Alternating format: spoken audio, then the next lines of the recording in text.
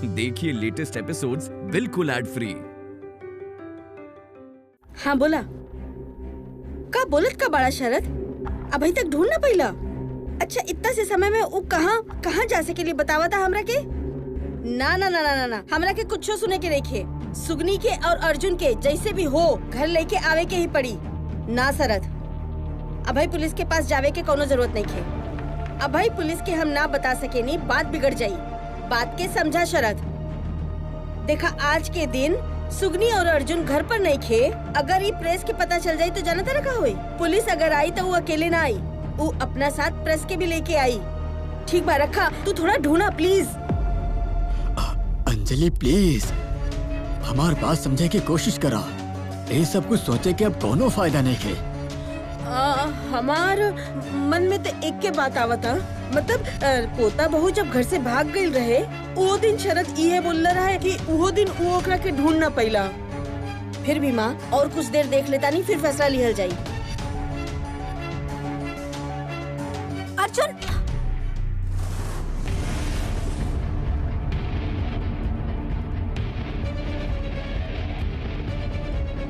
अर्जुन बेटा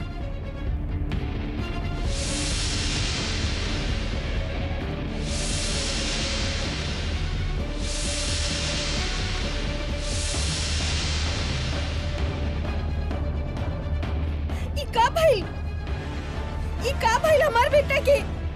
अर्जुन अर्जुन अर्जुन बेटा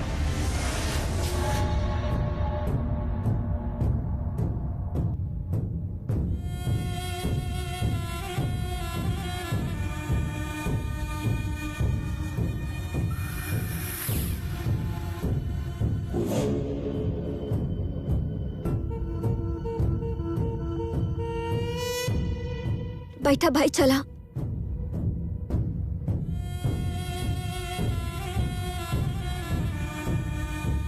अर्जुन के गाल पर सिंदूर के दाग।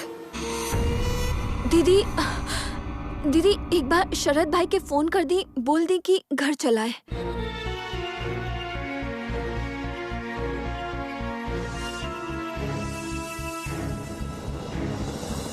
हाँ शरद वो लोग लौट आयल बानी तू हो आजा।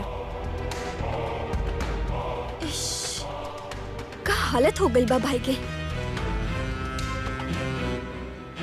तू भैया के हालत देखत बाड़ू और सुगनी की हालत ना देख रहा बाड़ू। ऐसन हालत में लाइल कोनो मामूली बात बा। लेकिन हमरा के पता रहे कि अभी यहाँ से गैल बाड़ू तो अपन पति के लेके ही आई।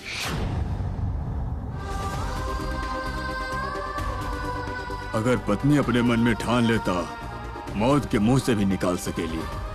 ये लड़की के किस्मत अच्छा बा। अगर झगड़ा ना करती तो लड़का के भला ये हालत होत का। चाचा जी ये सब अब का बोला था नहीं का गलत कही नहीं हम बहू। अपन लड़का के जरा हालत देखा। शुक्र मनाओ कि सुगनी रहे तो वापस ले आई। अगर ये ना हो तो का होत पता बा। अब तो तोरा के कहे के ही पड़ी कि सुगनी ई घर के बहुत ही लायक बहू बिया। ई बात के तो हम कभी भी मना ना कहीं और ई बात के तो हम माने नहीं भी। यह सिखाइल गई बा, यह दिमाग भइल बा। जब भी पत्नी के साथ झगड़ा हुई तो ये ऐसे रात में जाके ड्रिंक करके आई है। कहे लेके आई एकरा के वापस। जहाँ जैसे पड़े रहे वैसे पड़े देती तू। इनकरा के तक घर लौटावे के ही पड़त हमके दीदी। आज के दिन अगर हम इनकरा के घर वापस लौटा के न खेली आ पाई थी तो हम उनकरा के कैसन पत्नी है। आज रात के ये अपन कमरा में ही रही है।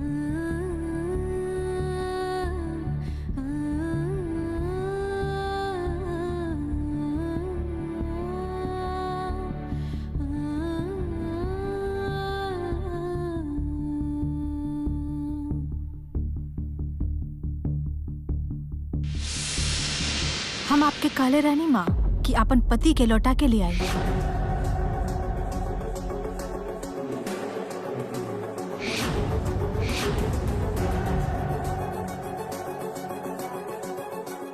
तो देखा नहीं।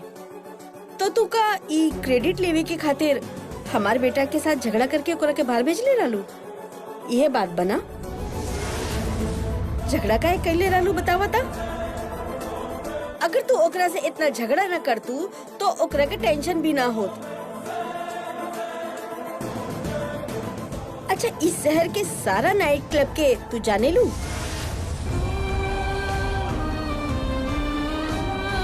नहीं मतलब गई और लेके आ गई लू, वो कैसे? सुननी है कि तू लोग बहुत गरीब बाड़ा और ये सब जगह तो सुननी है कि खूब एक्सपेंसिव होला। कैसे मैनेज करत रहलू तू लोग?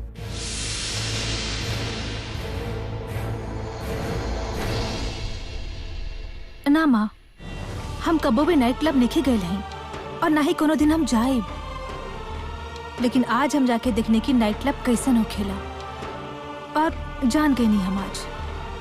यही खातिर हम आपके एगो बात तो बता ही देते हैं, आप हमरा ऊपर आंख बंद करके भरोसा कर सकत हैं। आपके बेटा के अगर क्यों नरक में भी छुपा के रख जाई ना, हम नरक के रास्ता भी पहचान के उनकरा के वापस यहीं ले आए।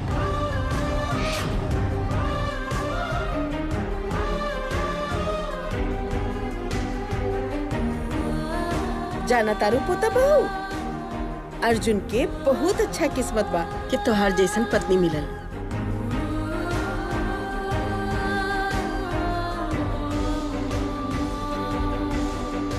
भाई भाई भाई उठा उठा उठा, ना तक थप्पड़ मारब तो क्या हम। उठा।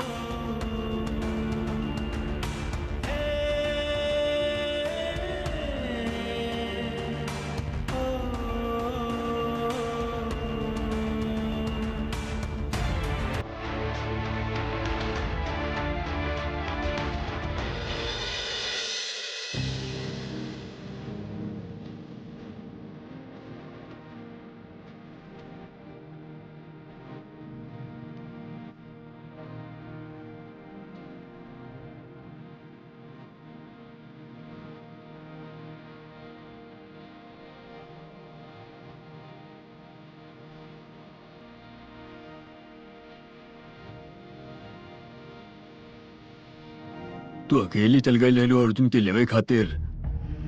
ई वजह से घर के सब लोग परेशान रहे, लेकिन हम परेशान ना रहनी। हमके विश्वास रहे कि जब तू गई बाड़ू तो अर्जुन के वापस लेके ही अबू। लेकिन एक बात हमरा के समझ में आ गई बा कि ये लड़ाई तोरा के बहुत दिन तक लड़ाई की पड़ी। आशीर्वाद दी हमके छोटके दादाजी कि लड़ाई में हम हमेशा जीत जाएं। हमारा आशीर्वाद तोरा साथे हमेशा रही। देखा सुगनी, तोरा के शादी में तो हम कुछ न देले रही। तोहरा ही लड़ाई के लड़ाई खातिर ऐसा कौन सा चीज चाहिए हमरा के बताओ। तोरा के जे चीज चाहिए हमरा के बताओ।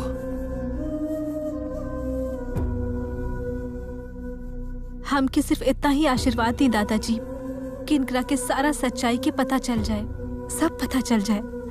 और बाद हमारी चेहरा नेखे भी देखे के चाहत है, हमके कोनो बुरा नेखे लागी।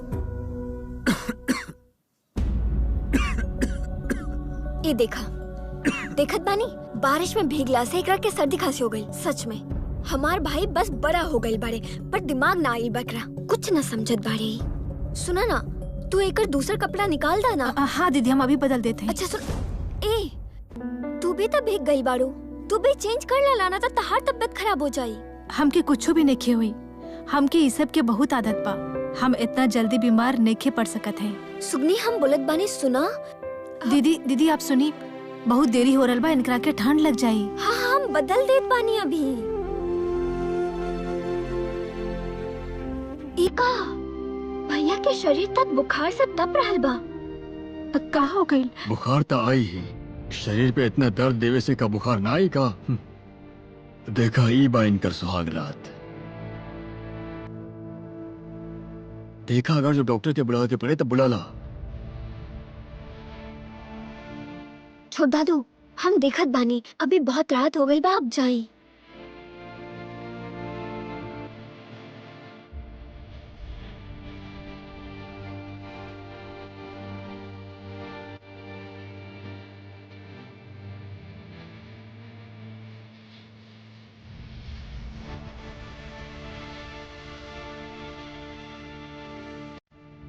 सच्ची अगर ऐसन हालत में तो ओकरा के ना लेके आई तू तब पता ना कहाँ जे गिरत पड़त होखी। का होई ताज अगर ये और ज्यादा नशा कर ले तब, और का करती। हमके ई सोच के बुरा लग रहल बा कि इतना अच्छा इंसान के साथ कब से चालाकी हो रहल बा। कुछ बोलू का? नाना दीदी कुछ हो ना। छोड़ा, हम एकर कपड़ा बदल देत बानी। हाँ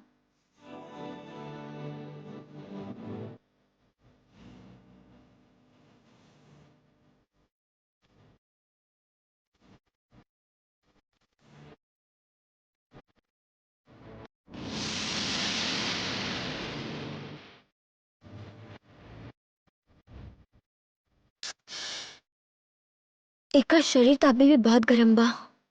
सुगनी? हाँ दीदी बोली। बोलत बानी घर में बुखार के दवा बा?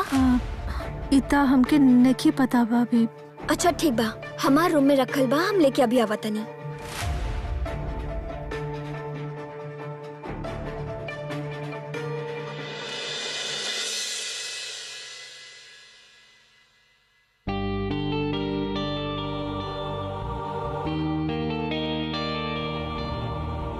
इका बुखार तो बढ़ती जा रहल बा, पट्टी लगावे के पड़ी हमके।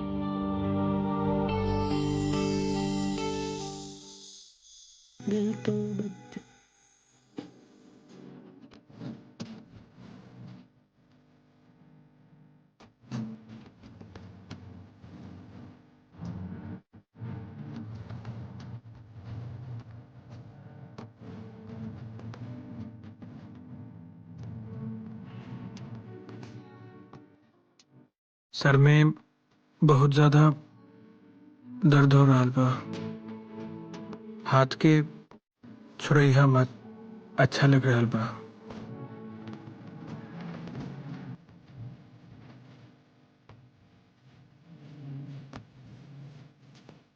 कितना ठंडा पता हर हाथ।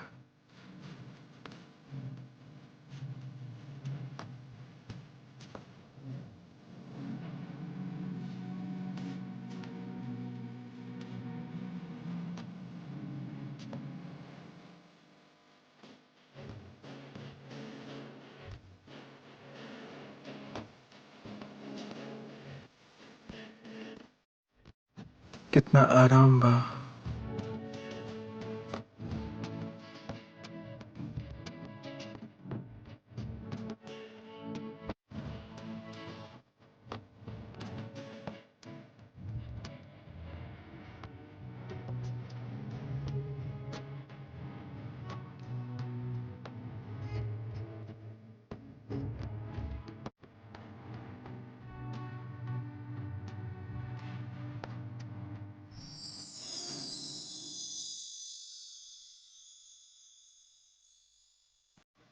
निशा, अर्जुन के ऐसा हालत कैसे भई? आंटी वो ड्रिंक कइले बा, यही से ओकर ऐसन हालत भई। एकर मतलब तू ओकरा के ना रोक पाइल रहलू, नशा ओकरा के रोकल रहे, ये ना? तोहरा के हम पहले भी बोलले रहनी निशा कि अर्जुन के साथ अगर तू खेला दारू हम तोहरा के छोड़ब ना। आंटी विश्वास करिए, हम ओकर के बहुत मना कइले रहनी, लेकिन वो हमार कोनो बात ना सुन ले। वो तो बार बार बोलत रहे कि हमार माँ के अपमान कइले बा, हम ये बात मान ना सकेंगे, हमके भूले ना निशा। आप विश्वास करें, वो बस आपके बात ही बोलत रहे, वो सुगनी की बात एक बार भी ना बोल ले। वो सुगनी के बारे में एक बार भी ना सोचलस, तोहार बारे में सोचत रहा। बस हमरा के इहे डर रहे। हम तो तोरा से बोलले रानी कि अर्जुन के इहे सोचे के चाहत रहे, ना कर पैलू, तू हार गईलू। आंटी लेकिन हम इतना आसानी से। चुप, बिल्कुल चुप। हम समझ गई नी, हम बहुत अच्छा से समझ गई नी कि तोहार अंदर योग्यता नहीं खे। हमरा के लागत है अर्जुन के तो तू सुगनी के हाथ से ना बचा पाईबू, और ये खातिर ई घर पर तोहार रहे के कोनो भी जरूरत नहीं खे, समझ लू? ई हम समझ गई नी। हाँ नाना नाना भाभी आप अभी निशा के अच्छा से नहीं पहचाना थी। वो तो अभी हम इतना आसानी से ना कभी हार ना सकेनी। अब जे चाहत बानी वसने हुई, लेकिन ओकरा से पहले हमारे को रिक्वेस्ट बा।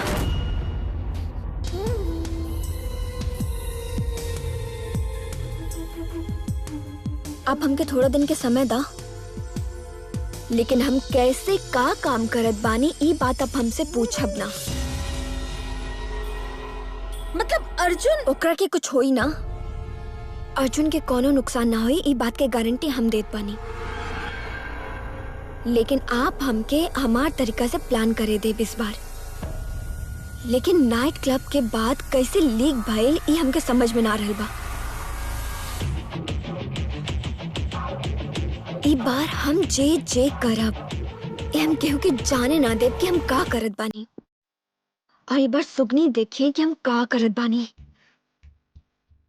मम्मी, सुगनी और अर्जुन कहाँ बा? वो तो रूम में ही बाड़ी।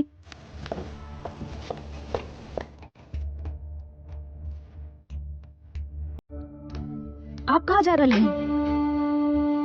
कहनी ना, कोनो भी बात पूछे की जरूरत नहीं है। ठीक बा, ना पूछब हम, लेकिन नजर भी ना रखब।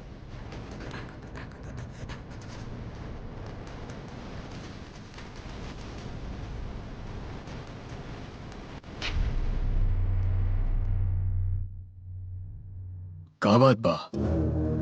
अभी तक सोलू ना? बहुत परेशान कर रहल बाड़ी ना वो सुगनी। वो तो करी ही, वो कोनो साधारण सुगनी नहीं खे, वो उड़न सुगनी बिया। ऐसा बात काहे बोले तनी चाचा जी? अच्छा बहू, निशा तो हमरा के ना जानेली, लेकिन तू तो जाने लो। देख रहल बाड़ू सब, समझ रहल बाड़ू, बिना पूछे तो वो कोनो काम ना करत रहे। बचपन से वो का खाई का पहनी इस सब काम की जिम्मेदारी तो केहू दूसर के ना देके खुद करत रहलू अपने आप। तो आज का भइल, तोहरा रहते अर्जुन अपन सुहाग रात के दिन अपन पत्नी के छोड़ के बाहर का करे चल गए खेल। तू तो कमरा में सूतल रही।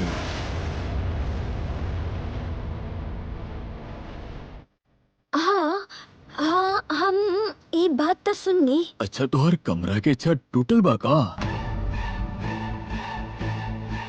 तोहर तो सबके सब कपड़ा भीग गइल बानी। वैसे देखा, केहू के कपड़ा के लेके हमरा के बोले के हक बिल्कुल भी नहीं खे। लेकिन एक बात तो बतावा कि तू रोजाना ऐसा ही कपड़ा पहन के सोते खातिर जावेलू का? ना, हम का करी? हम देखने अर्जुन तकलीफ में रहे ऐसे। अपन और दूसरे के बीच के फर्क समझा। अर्जुन अब केहू और के पति बा, केहू और के बिटुआ तुहार का बा। पराये के घर में बैठकर तो और कितना उपकार करबो बेटिया। लेकिन हम तो। चाचा जी, निशा हमार गेस्ट बाड़ी। अच्छा, तोरा ये बात पता बा? सुन के अच्छा लागल हमरा के।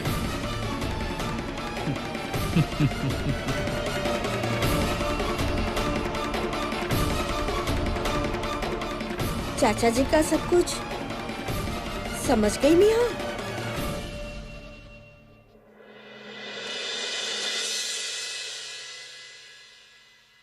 छोड़ी ना,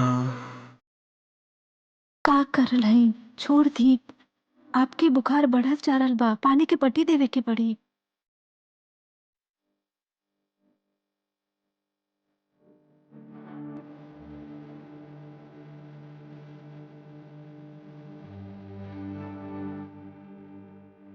कितना बचपना की तरह करल है अर्जुन। सुगनी, ढीला। दीदी आप दवाई निकाल के रखिए, हम पानी लेके आवत हैं अभी।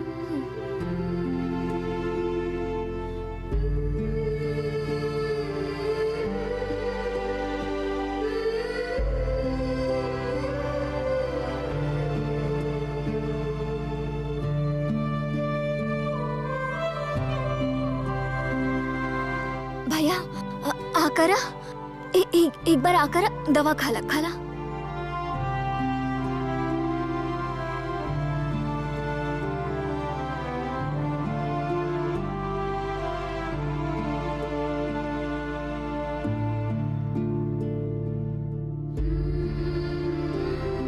अच्छा दीदी, आप एगो काम करी, आप एगो कटोरी में पानी और कपड़ा लेके आ जाई। इनकर ना बुखार ना बहुत ज्यादा बढ़ गईल बा। पानी के पट्टी ना हमके अभी रेगुलर देवे के पड़ी, वरना इनकर बुखार नहीं उतरी। हम लावत आने सुगनी।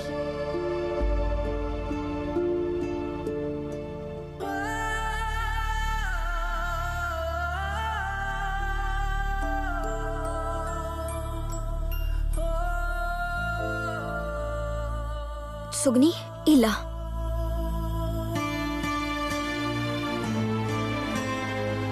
बोलत बानी केहू के बताए के बाका।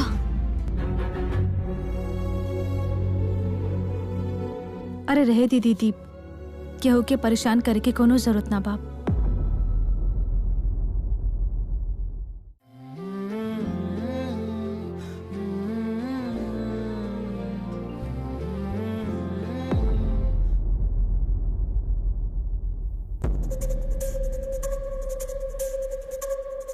अंजना, बहुत रात हो गई बा, जा कमरा में जा, सो जा। इनकरा के इस समय अकेला छोड़ दे, अच्छा बा। कमरा में जा। अच्छा दीदी, आप ना अपन रूम में जाके अभी सूत जाएं। हम तो है ना।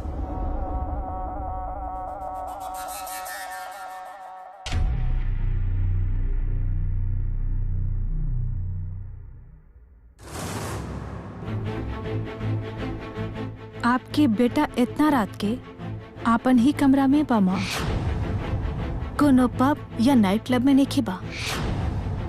आप बेवजह इतना चिंता करत ई कमरा में आ गए नहीं।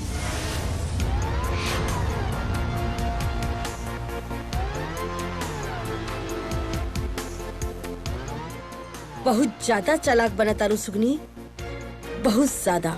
ना माँ, हम कोनो चालाकी नहीं कर रहा है अभी। आप आज अर्जुन के हमरा से दूर करे के चाहत रहनी और ये आप नहीं कर पैनी। आपके दिमाग खराब हो गई बा। आपके हम काले रानी ना, ये खेल के कोनो भी शर्त पे हम आपके जीते नहीं खेते।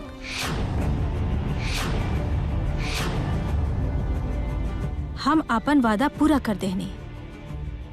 बेटा के अगर भलाई चाहत हैं तो फिर आप जान जाएं, आपके बेटा हमरा साथ अच्छा रहे और आपके भी उसे शांति मिली। तोहर हिम्मत कैसे भइल? अगर हम चाही तो तोहरा के हम ई घर से अभी भी निकाल सकतानी, तू जानत तारू? ना माँ, आप ये काम नहीं कर सकत हैं, काहे कि अगर आप कर पाई तो बहुत पहले ही आप हमके यहाँ से निकाल देत।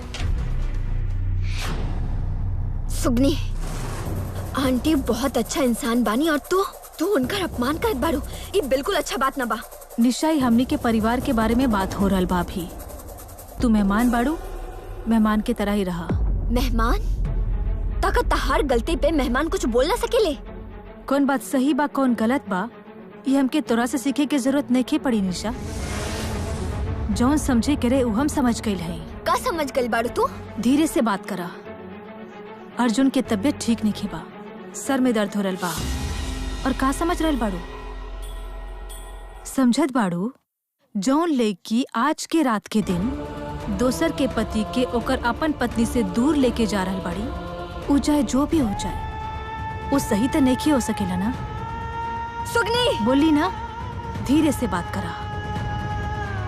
हम जौन कहले हैं सही कहले हैं।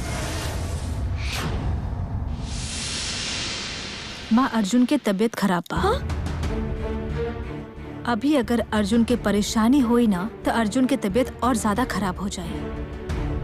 आप इतना दिन जौन कुछ भी कहले हैं आपन बेटा के खातिर ही तो कहले हैं ना, ता फिर निशा के अपन मुंह बंद करे खातिर कह दिया। और हम चाहते हैं कि ई कमरा से अभी निकल जाए।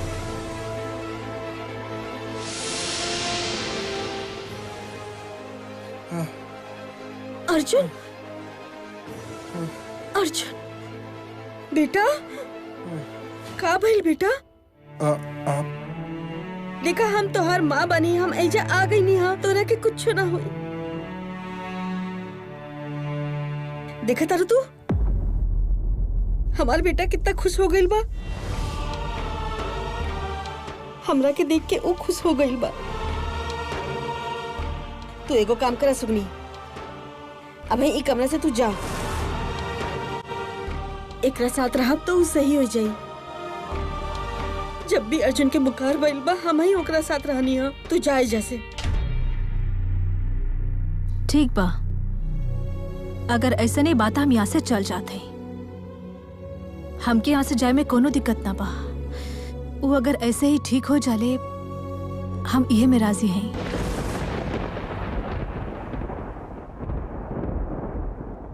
तू कहीं मत जा सुगनी।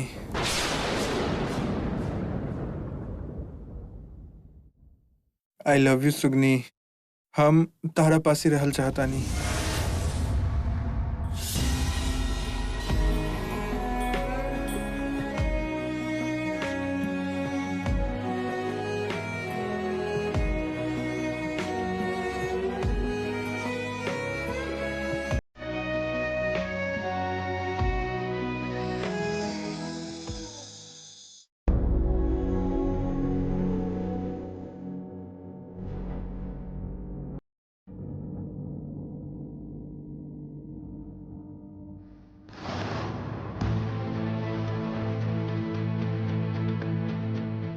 इनकर माँ चल गई है,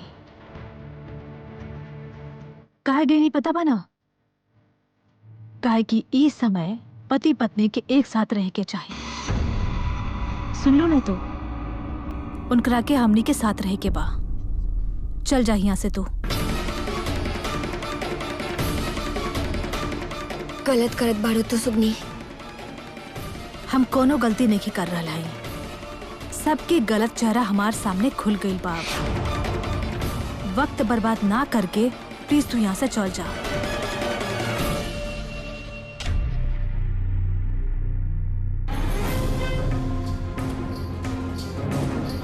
सुगनी छोड़ दाम के।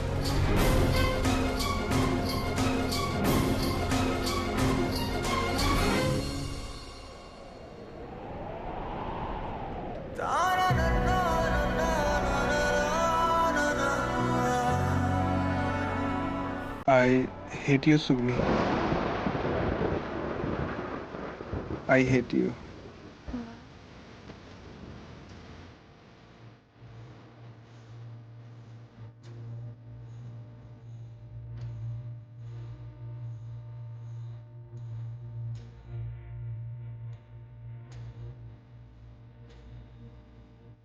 ठीक बाप, आपके प्यार और नफरत दोनों हम ले रहा है।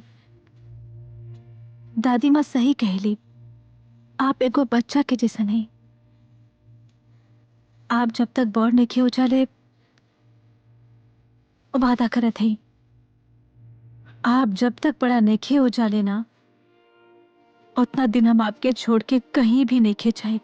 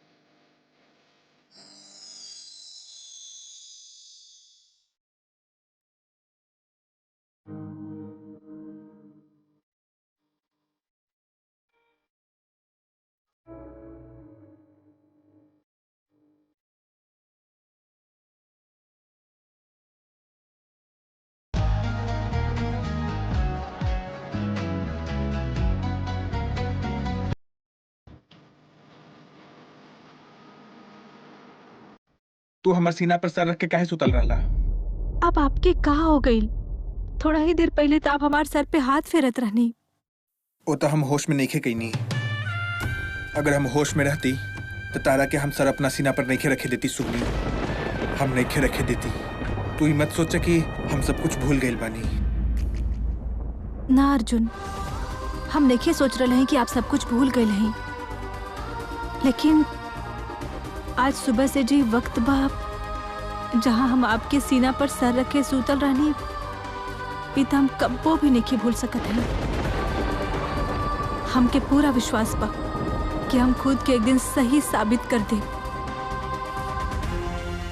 और वो दिन आज के ही दिन जैसन फिर से दोबारा आई, ये हमके विश्वास बा।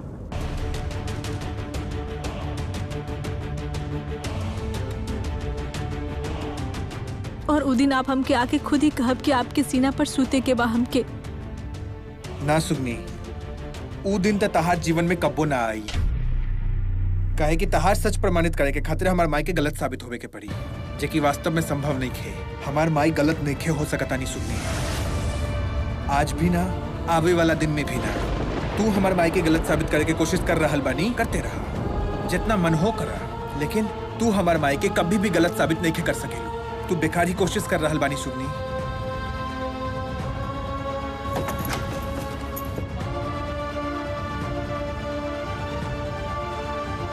सुगनी कोनो भी दिन ना बेकार में कोशिश नहीं करेली। माँ देखी ठीक गुथल बा। हाँ दिखावा दिखावा। हाँ और गुंदा। मैदा के जितना गुथबू पूरी उतना ही नरम होखेला, समझ गईलू? ठीक बा। अरे जोर लगावा तनी। बोले तानी माँ आज बाजार से सामान लाके यहाँ रखा। हाँ रखा।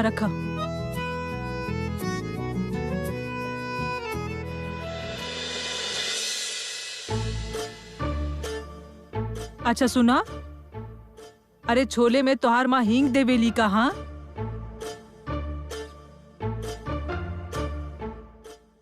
बोला।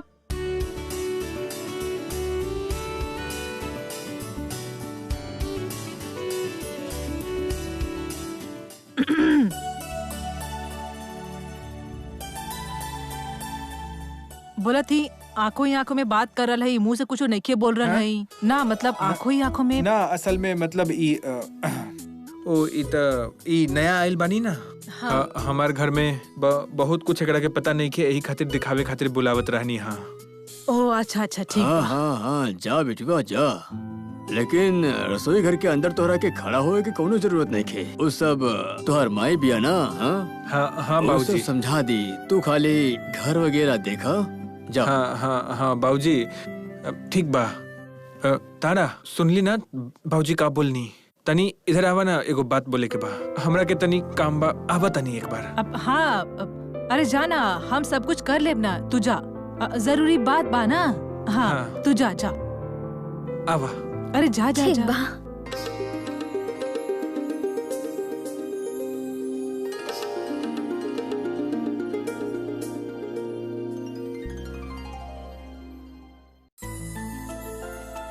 ये देखी चाची जी, ऐसे से करके गोल करके और थोड़ा सा ही देवे के बा, ज्यादा नहीं के दे वरना ही फट जाए, समझ गईलू? और बहुत आराम से बनावे के बा, और लेके ऐसे रख के एकरा ऐसे बेले के बा, और फिर पलटे के बा, पलट के फिर बेले के बा, समझ गए रे? तब फिर हो जाए। हमके पता बाता, हम कभी कभी रोटी और पूरी भी बनावे लीता। बस फिर तो आपके पता ही बा। तो एके हम तली। बिल्कुल।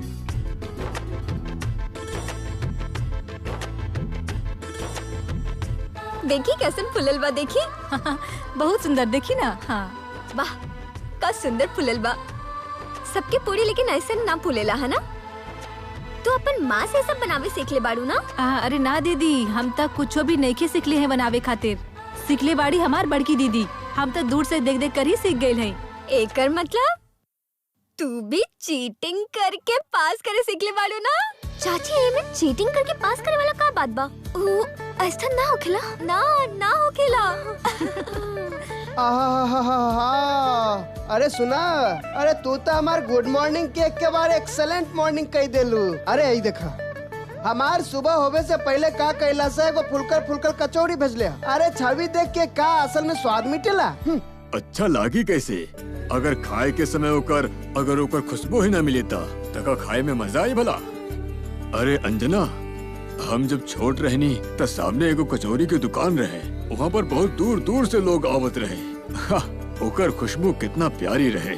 छोटे चाचा, अब ना हम भी कचौड़ी बनावे सीख गइल बानी। एक बार हम आपके बना के खिलाई। अरे रुका, अरे का बात करत हो? तू तो सीखबू बंगाली कचौड़ी कि निशा भूल भाल के तैयारी कर देबू गुजराती थपला। ये तो ऐसे ही सब कुछ भूलत रहली। हाँ देखत बाड़ू सुगनी, हम भूल जावे नहीं, ऐसे सब हमार मजाक उड़ावेले।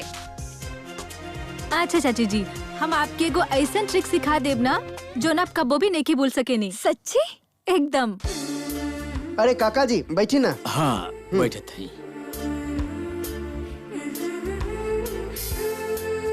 ओ अच्छा दीदी जी, आप ये पूरी सब लेके जाए ना वहाँ पे, बाकी हम लेके आवत हैं। लावा। चाची जी, आप ये सब्जी के तने टेबल पे रख देब का?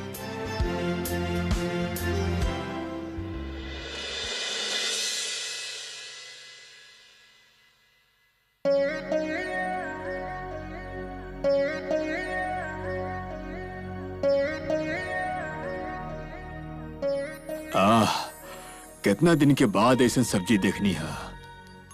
अरे आजकल तो ऐसा सब्जी बनत ही नहीं खे। नाश्ता में तनी देरी हो गई बाना। सुगनी तो टाइमिंग एकदम परफेक्ट है। पूरी, आलू के भाजी और रसगुल्ला। वाह वाह वाह, कितना समय हो गई घर पे बने।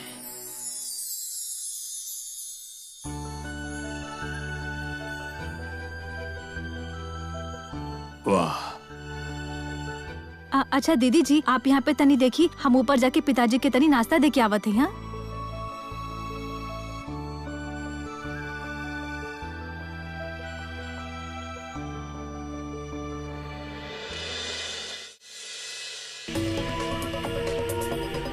हाँ आप रुका, हम देखे आवत नहीं। Aunty, aunty.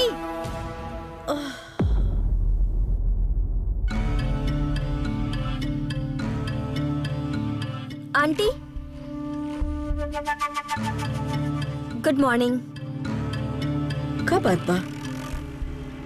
तू?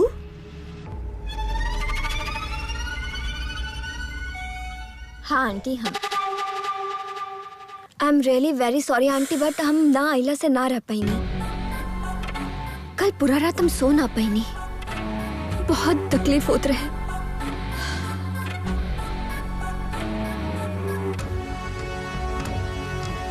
बेटी,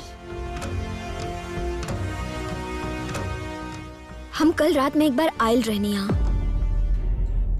लेकिन हम यहाँ रुकने ना, एक्चुअली हमके ना बहुत हेजिटेशन होत रहे। यही से सोचने के सुबह ही आपके पास आई। पूरा रात घड़ी देख के ही कट गई हमार। हम सोचनी कब सुबह हुई और हम कब आपके पास आए और अपन मन के बात कहब आपसे।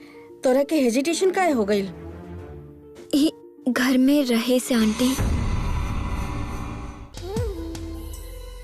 ना, मतलब ये घर में रुके के तो हमार कोनो कारण ना बा। और छोट दादा था कल ही हमके बोले हम बिना कारण के ही घर में पड़ल बानी, और ये घर के सब लोग भी समझे के कोशिश करत बानी कि हम काहे घर में बानी, कवन कारण से बानी। और ओकर बाद भी अगर हमके केहू कुछ बोले। देखा निशा, ई घर के बाकी लोग कुछ भी बोले दा, लेकिन तोहार ई घर में रहे के कारण का बा ई तो तू जानत तारू ना। तू तो सब समझत तारू। निशा, जब हम तोहरा के ई घर में लईनी हा तो हम कोनो भी तरह से तोहार अपमान ना होए के दे, लेकिन तोहरा के याद रहे के चाहिए कि कौना कारण से तू ई घर में रहा तारू। तोहरा के याद होई कि हम कहले रानी कि तोहरा के हमार ऑफिस के एगो पोस्ट पर हम तोहरा के अपॉइंट करब, साथ में तू हमार पर्सनल सिक्योरिटी के भी काम करबू, तो फिर ई घर में तोहरा के रहे से कोनो दिक्कत ना हुई। एगो काम करता, हमरा के वो फाइल दा।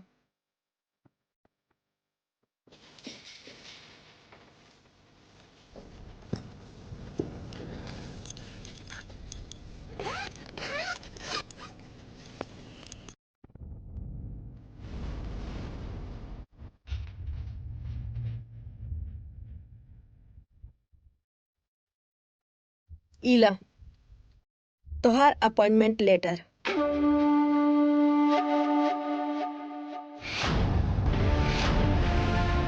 एक बात के अच्छे से समझला निशा कि हमार बेटा के सोच के तोहार ई घर में रखतानी और ई बात तू अच्छे से समझ लिया। एकरा पीछे कोनो फायदा लेवे की कोशिश मत करिहा। आंटी हम आपके सम्मान रखब, बिलीव में। खाली सम्मान ना, इच्छा बा, इच्छा। हमार जे इच्छा बा ओकरा के भी सोचे के पड़ी निशा। और अगर रख पाइबू ता फिर ऐसे ही और केहू के ई अपॉइंटमेंट लेटर देवे के पड़ी। ई बात याद रखिया, वो दिन सब कुछ त्योहार हुई।